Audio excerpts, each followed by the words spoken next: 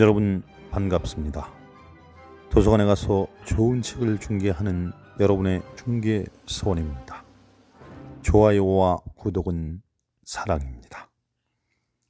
오늘은 구로구에 있는 고척 열린 도서관에 가서 근대성이라는 시대정신을 연 데카르트 철학의 정수를 담고 있는 고전 방법서설을 중개해 드리겠습니다.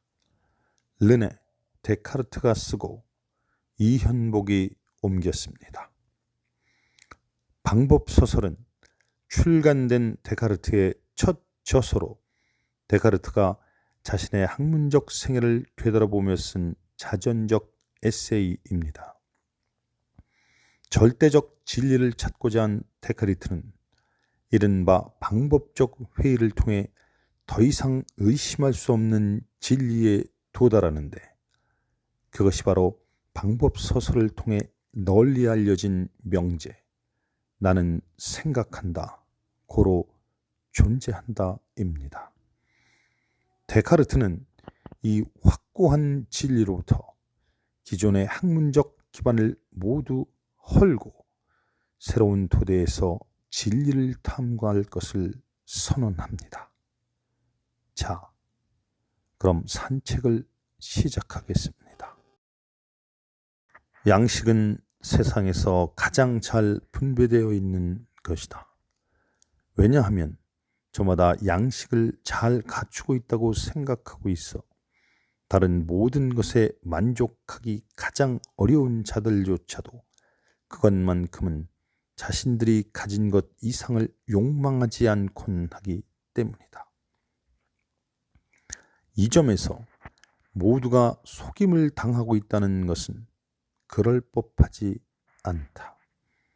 그것은 오히려 잘 판단하는, 그리고 참된 것을 거짓된 것에서 구별하는 힘이, 이것이 바로 사람들이 양식 혹은 이성이라고 부르는 것으로 모든 인간에게 자연적으로 동등하다는 것을 보여준다. 그래서 우리 의견들이 서로 다른 것은 어떤 이들이 다른 이들보다 더 이성적이어서가 아니라 오직 우리 생각들을 인도하는 길이 서로 다르고 우리가 같은 것을 고찰하지 않는다는 데서 비롯된다는 것을 보여준다. 실로 좋은 정신을 갖는 것만으로 충분치 않고 중요한 것은 그것을 잘 사용하는 것이다. 가장 커다란 영혼들은 가장 커다란 덕들과 마찬가지로 가장 커다란 악덕들을 행할 수 있다. 그리고 아주 느리게 걷는 이들이 늘 곧은 길을 따라간다면 뛰어가되, 곧은 길에서 벗어나는 이들보다 훨씬 더 앞으로 나아갈 수 있다. 학교에서 배우는 언어들은 옛날 문헌들을 이해하는 데 필요하다는 것, 재미있는 우화들은 정신을 일깨워준다는 것, 역사들의 기억될 만한 행위들은 정신을 고양시키고 신중히 읽으면 판단 형성에 도움이 된다는 것, 모든 양서의 독서는 그 책의 저자인 지난 시대 최고 교양인들과 나눈 대화, 심지어 그들의 생각들 가운데 가장 좋은 것들만 우리에게 보여주는 정제된 대화와 같다는 것. 웅변은 비길 데 없는 힘과 아름다움을 지니고 있다는 것. 시는 아주 매혹적인 섬세함과 감미로움을 갖고 있다는 것. 수학들은 호기심 많은 사람을 만족시키는데도 모든 기술을 촉진하고 인간의 노동을 감소시키는데도 많이 쓰일 수 있는 아주 교묘한 발명들을 갖고 있다는 것. 풍습을 다루는 글들은 많은 가르침과 덕에 관한 매우 유익한 많은 권고를 포함하고 있다는 것. 신학은 하늘에 이르는 길을 가르친다는 것. 철학은 모든 것에 대해 그럴듯하게 말하는 수단을 제공하고 학식이 적은 사람들을 경탄하게 만든다는 것. 법학, 그리고 의학 및 다른 학문들은 그것을 일구는 자에게 명예와 부를 가져다 준다는 것. 그리고 끝으로 그것들을 모두, 심지어 가장 미신적인 것들, 그리고 가장 거짓된 것들까지도 검토해 보는 것이 그것들의 정당한 가치를 인식하고 속임을 당하는 것에 조심하기 위해 좋은 일임을 나는 알았다. 내가 다른 사람들의 풍습들을 고찰하기만 했던 동안에는 나를 확신시키는 것을 거의 발견하지 못했다는 것. 그리고 내가 전에 철학자들의 의견들 사이에서 알아차린 것과 거의 같은 정도의 다양성을 거기서 알아차렸다는 것은 사실이다. 그래서 내가 거기서 얻은 가장 큰 이득은 우리에게 아주 엉뚱하고 우스꽝스럽게 보이더라도 다른 큰 민족들에 의해 여전히 널리 받아들여지고 시인되는 것들이 많이 있음을 보고서 선례와 관습에 의해서만 나를 설득해온 어떤 것도 너무 확고하게 믿어서는 안 된다는 것을 배웠다는 것이다. 그렇게 해서 나는 우리 자연의 빛을 흐리게 할 수 있는 이성의 귀를 덜 기울이게 만드는 많은 오류들로부터 조금씩 해방되었다.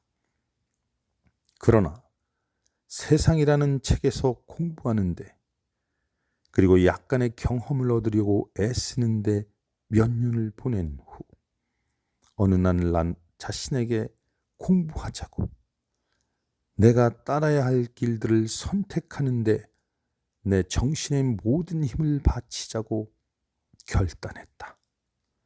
내가 보기에 나는 그것을 내 나라에서도 내 책에서도 한 번도 떨어져 있지 않았을 때보다 훨씬 더 잘 해냈다.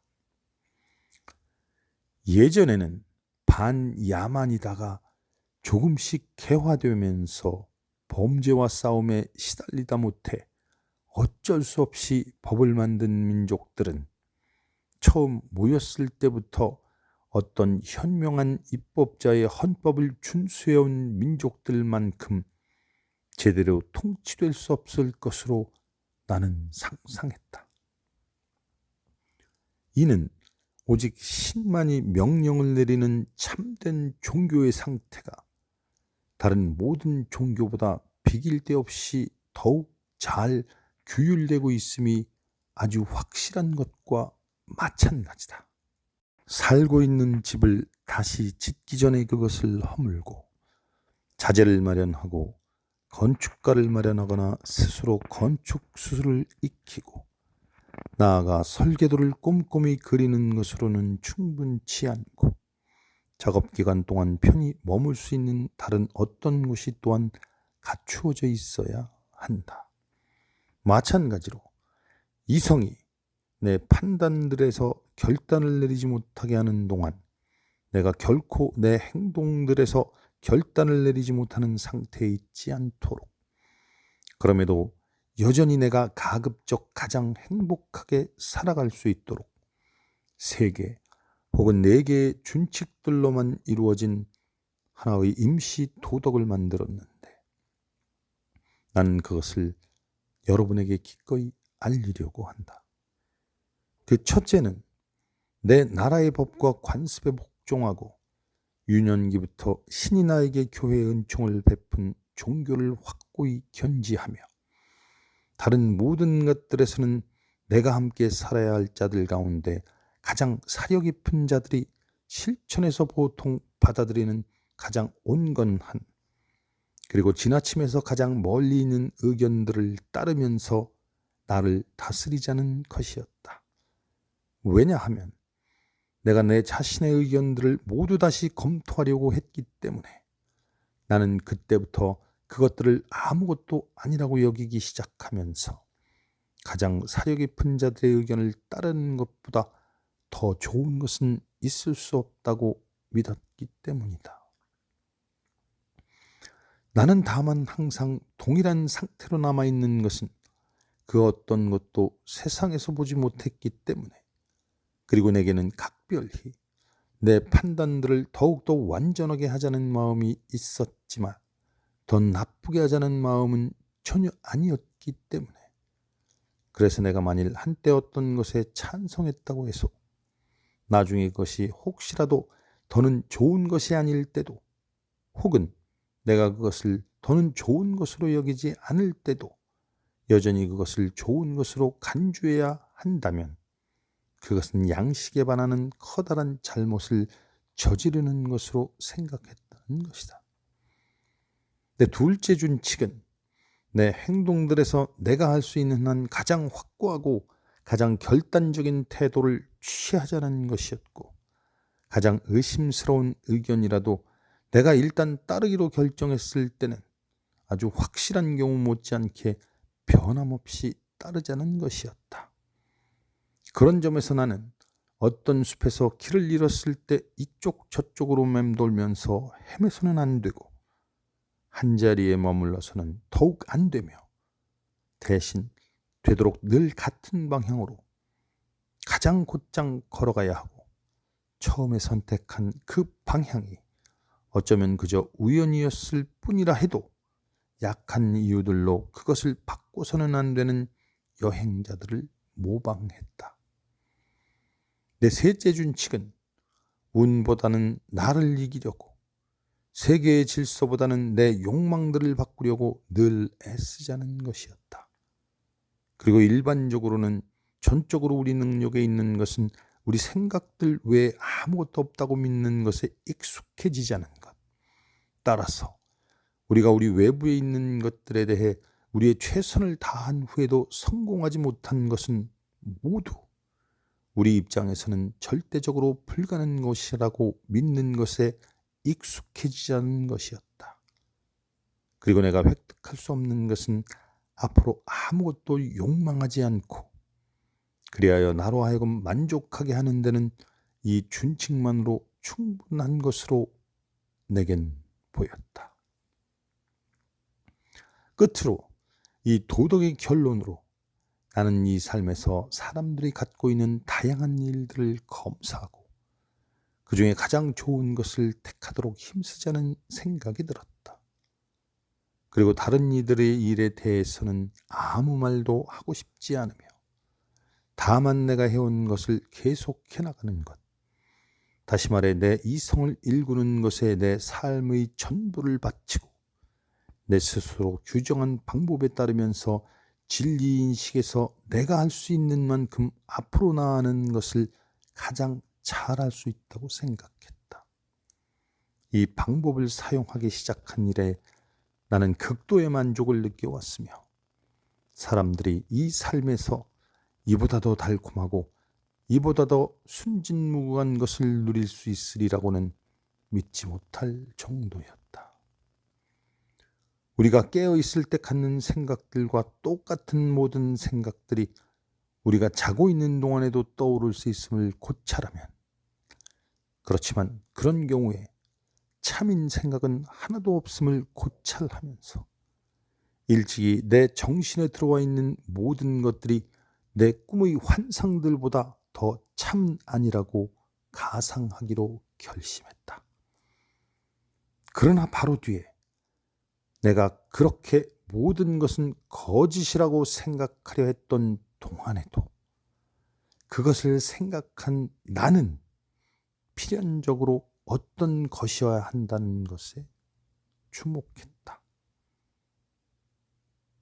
그리고 나는 생각한다, 고로 존재한다는 이 진리는 너무나 확고하고 너무나 확실해서 회의주의자들의 가장 과도한 모든 억측들도 흔들 수 없다는 것을 알아차리면서 나는 그것을 주저없이 내가 찾고 있던 철학의 제1원리로 받아들일 수 있다고 판단했다.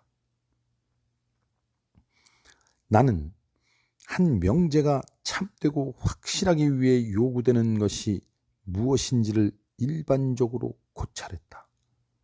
실로 참되고 확실하다고 내가 아는 명제 하나를 방금 발견했기 때문에 나는 또한 그 확실함이 무엇에 있는지도 마땅히 알고 있어야 한다고 생각했다. 그리고 나는 생각한다. 고로 존재한다는 이 명제에서 내가 진리를 말하고 있다고 나를 확신시키는 것은 생각하기 위해서는 있어야 한다는 것을 내가 아주 명석하게 보고 있다는 것 외에 전혀 아무것도 없음을 알아차린 다음 나는 우리가 매우 명석하고 매우 판명하게 생각하는 것은 모두 참이라는 것을 일반적인 규칙으로 삼을 수 있다고. 그러나 다만 우리가 판명하게 생각하는 것들이 어떤 것인지를 제대로 알아차리는데 약간의 어려움이 있다고 판단했다. 만일 우리가 그것들에서 거짓을 내포하는 관념들을 꽤 자주 가진다면 그것은 모호하고 애매한 어떤 것을 가진 관념들의 경우에만 그럴 수 있는데 이는 그 관념들이 그 점에서 무를 분유하고 있기 때문에 다시 말해 우리가 전적으로 완전한 것은 아니라는 것. 오직 이런 이유에서만 그 관념들이 우리에게 그처럼 모호하기 때문이다. 그리고 거짓 혹은 불완전성이 신으로부터 유래한다는 것은 진리 혹은 완전성이 무로부터 유래한다는 것 못지않게 모순임은 명증한 것이다. 그러나 우리가 만일 우리에게서 실제적인 그리고 참된 모든 것이 완전하고 무한한 존재로부터 나온다는 것을 전혀 알지 못한다면 우리의 관념들이 아무리 명석하고 판명할지라도 그것이 참이라는 완전성을 가졌음을 우리에게 확신시켜주는 어떠한 근거도 우리는 갖지 못할 것이다. 내 근거들을 신의 무한한 완전성들 외에 다른 어떤 원리에 의거하지 않고도 사람들이 약간의 의심이라도 가질 수 있는 법칙들을 모두 증명하려고 노력했고 그 법칙들은 신이 설령 여러 세계를 창조했다고 해도 그것들이 지켜지지 않는 세계는 한 군데도 있을 수 없는 그런 것임을 보여주려고 노력했다. 진정한 인간을 구성하기 위해서는 인간 신체와 더욱 밀접하게 결합되고 합일될 필요가 있다는 것을 보여주었다. 그뿐만 아니라 나는 여기서 영혼이라는 주제로 범위를 조금 넓혔는데 그것이 가장 중요한 것에 속하는 것이기 때문이다. 실로 내가 위에서 충분히 논박했다고 생각하는 신을 부정하는 자들의 오류 다음으로 짐승들의 영혼이 우리의 것과 동일한 본성일 것이라고 상상하는 오류는 전혀 없다. 내 성향이 다른 모든 종류의 계획들, 특히 다른 이들을 해롭게 해서만 어떤 이들을 이롭게 하는 계획들과는 아주 동떨어져 있어서 어떤 기회들이 나를 그런 계획에 종사하도록 강요한다 해도 내가 그것에 성공할 수 있다고는 전혀 믿지 않는다는 것이다. 이것으로 나는 여기서 하나의 선언을 하고 있는 것이며 나는 이 선언이 나를 세상에서 주요 인물로 만드는 데 쓰일 수 없음을 잘 알고 있고 나 또한 조금도 그러고 싶은 생각이 추호도 없다. 그리고 지상에서 가장 명예로운 일자리를 나에게 제공하는 자들보다 그들의 호의로 내 여가를 방해 없이 즐기게 해주는 자들에게 나는 늘 더 큰 고마움을 가질 것이다. 학문에서 확실한 기초를 세우기 위해서는 의심할 수 있는 모든 것을 의심해야만 한다는 방법적 회의를 끊임없이 추구했던 회의론자. 세상 모든 것을 의심한다 해도 의심하고 있는 자기 자신의 존재는 의심할 수 없다는 결론을 도출했던 무신론자 데카르트와 함께 걸었던 방법 소설로의 산책을 여기서 마치겠습니다. 여러분, 감사합니다.